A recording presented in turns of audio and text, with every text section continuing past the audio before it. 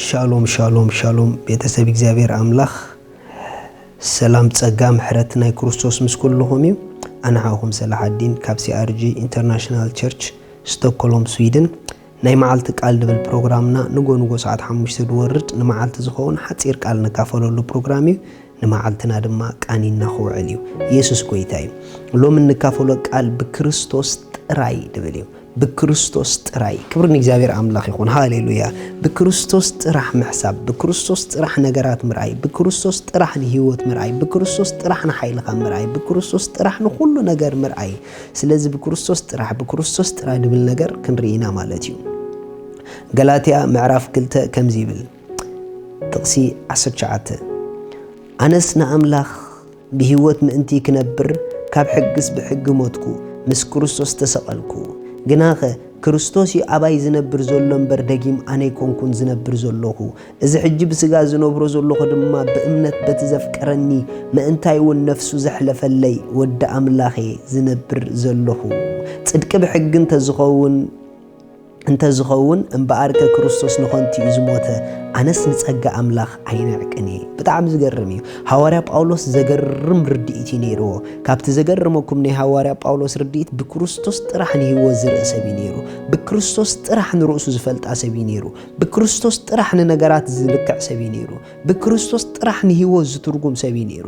ርኢኹም ክርስትና ብክርስቶስ ጥራሕ ንነገራት ክንትርጉም ዝተጸዋዕናሉ ህይወት እዩ ካብ ክርስቶስ ወጻኢ ምንም ነገር ክንሓስብ ኣይፍቀደናን እዩ ንገዛ ርእስና ካብ ክርስቶስ ወጻኢ ክንሪኣ ኣይፍቀደናን እዩ ንምንታይ ኢና ሓደ ግዜ ክንጽሊ ኾለና ፍልሕንሕ ከም ንብል ደለና ኮይኑ ይስምዓና ደስ ይብለና ከም ገለ ጸሎት ዝሕትል ተዳኢልና ግን በቃ ንርእስና ብኻልእ መልክዕ ጌርና ንሪኣ ዋይ ካብኡ ንውከል ዋይ ኣብ ጸሎትና ኣብ ጾምና ኣብ ገለ ጥራሕ ንውከል ኖ ኣብ ህይወት ንውከለሉ ሓይልና ዝኾነ ናይ ማንነትና ምንጪ ክርስቶስ እዩ ስለዚህ ንኹሉ ነገርና በክርስቶስ ክንርዮ ይግበአና እዩ በክርስቶስ we are complete በክርስቶስ አዚና ሙላአቲና ንጸላ አይንጸል በክርስቶስ ሙላአቲና ነንብብ አይነንብብ በክርስቶስ ሙላአቲና ቤተ ክርስቲያን ንኺድ አይንኺድ በክርስቶስ ሙላአቲና ምክንያቱ አፍት በክርስቶስ ዘለና ምልአት ምንም ነገር አይአቱን እዩ ሪኹም አሕዋት በክርስቶስ ኮይና ጀሚርና ኢና ቤተ ክርስቲያን ንኸይድ ነቲ በክርስቶስ ዘለና ምልአት መታን ክንፈልጦ መታን ክንሪኦሞ ኣብ ህይወት ክንገልጾ ቃል አምላኽ ነንብብ ነጽንዕ ነቲ ዘለና በክርስቶስ ምልአት ንኽንገልጽ እዩ እንጽልኻ ልክዕኮም ነቲ በክርስቶስ ዘለና ምልአት ማንነት ንኽንገልጾ እዩ እምበር በክርስቶስ ከይጸለና ኾለና ቤተ ክርስቲያን ከይከና መንባብ ከይጀመርና ጾምን ጸሎትን ከይጀመርና በክርስቶስ ህይወትና ተፈጽሙ እዩ ምኽንያቱ ክርስቶስ ናትና ጽድቂ ኮይኑ እዩ ኣብ ህይወት ካብዚ ነገር ክንወርድ የብልናን ርኢኹም ብዙሕ ግዜ ነገራትና ኣፕ ኤንድ ዳውን ላዕሊ ታሕቲ ዝኾነና ዘለኮ ብክርስቶስ ጥራሕ ንርእስና ስለዘይንሪኣ እኳ እዩ ብክርስቶስ ጥራሕ ስለዘይንሓስብ እኳ እዩ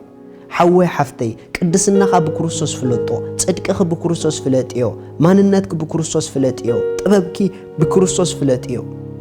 መጽሐፍ ቅዱስ ክዛረብ ከሎ ንስኹም ካብቲ ንጥበብ ንቅድስና ንጽድቅ ዝኾነልኩም ክርስቶስ ይኹም ይልና አሜን ክርስቶስ ጥበብና እዩ ክርስቶስ ጽድቅና እዩ ክርስቶስ ቅድስናና እዩ ስለ በረኸት ክዛረብ ከሎ በቲ ሰማያዊ በረኸት ኣብ ክርስቶስ ገይሩ ኣብ ሰማያት ድባረኸና ኢሉ ክብርና አምላኽ ይኹን ብክርስቶስ ገይሩ ብኩሉ በረኸት ኣብ ሰማያት ብሩኻት ኢና ኢሉና ስለ ሓይልና ክዛረብ ከሎ ብክርስቶስን ብጽንዓት ሓይሉን በርትዑ ኢሉና በትዝበና ሓይልኻ ንኹሉ ይኽእሉ ኢሉና አሜን ስለዚህ በክርስቶስ ሓያላቲና ብርቱዓቲና ማለት እዩ ስለ ሃፍትና ክዛረብ ከሎ በትድኽነቱ መታን ክንህፍትም ንሱ ስለና ድኸየ ኢሉና በክርስቶስ ሃፍታማቲና ማለት እዩ ርኢኹም ኣሕዋት ካብ ክርስቶስ ጀሚርና ንህይወት ክንሪኣ እንተደኣ ጀሚርና ንሕና በክርስቶስ ፍጹማት ሙላአት ኢና በክርስቶስ ከምቲ እግዚአብሔር ዝደለየና ኢና በክርስቶስ ጥራሒና ከኣኒ ህይወት ንፈልጣ በክርስቶስ ጥራሒና ከኣኒ ህይወት ንትርጉማ መኒ ምሂሩካ ድኹም ትብል ዘለኻ መኒ ምሂሩኪ ኣነ ይጠቅምን ትብል ዘለኺ ርኢኺ ካብ ክርስቶስ ወፃእን ህይወት ምትርጋም ስለ ድጀመርኪ እዩ እምበር በክርስቶስ ንርእስኺ ምትርጋም እንተ ትመሃር ነርኪ ኣነ ድኽምቲ ዝብል ቃል ካብ ኣፍኪ ኣይመወፀን በፍጹም በክርስቶስ ንሪኡ ዝሪኣ ኩሉ ንርእሱ ዝሪኣ ብርቱዕ ምዃኑ ይድፈልጥ ንሕና በክርስቶስ ብርቱዓቲና ምክንያቱ ክርስቶስ ኣባኹም ብርቱዕ እምበር ድኹም ኣይኮነን ይድብል ቃል ኣምላኽ ሓፍተይ ክርስቶስ ይጽድቅኺ ክርስቶስ ይቅድስናኺ ክርስቶስ ይጽባቕኺ ክርስቶስ ይሓይልኺ ክርስቶስ ይማንነትኪ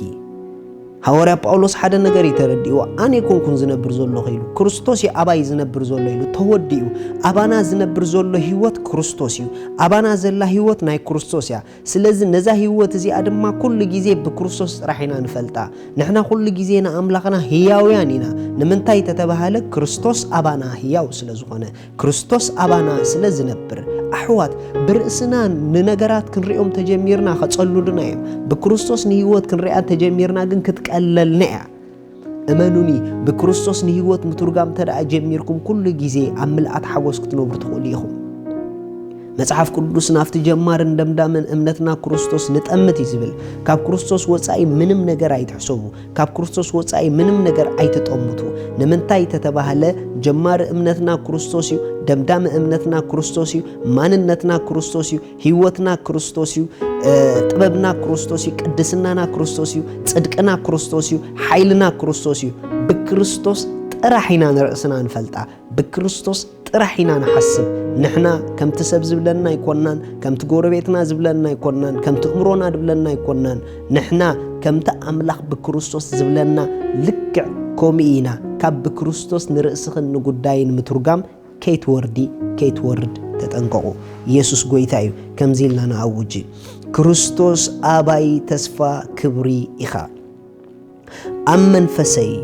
أب نفسي أب سجاي تجزء هيوت ناي كريستوس هيوت إياه أنا نأملخي هياو إيه آمين أملخ سما يبارككم كبرنا أملخ يخون لو معد ما خأربولكم أبيوتكم وسيمكم نزقويتا خبر زي تقبلكم بليز قويتا أبيوتكم بتعمي دليكم لو موسيمكم كتقبلوا بفقر أملخ حتىكم توم دوسنكم ذات صلوة زيادة سليم እግዚአብሔር አቦ ስለ ወድኻ ኢየሱስ ክርስቶስ የመስከናካ አለሁ ያአመን አለሁ ኢየሱስ ክርስቶስ ስለ ኃጢአቴ ከም እተሰቀለን ከም ድሞተን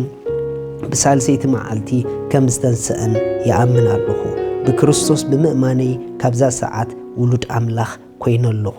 አሜን እዚኣ ዝጸለኹ በጣም እንቋሐጎሰኩም በዝብ ታሕቲ ዘሎ ጌርኩም ከም ድወሰንኩም ንገሩና ሓደ ክንጽልየልኩም ቀጺልና ኻዘልየኩም ክንሰደልኩም መታን ተባረኹ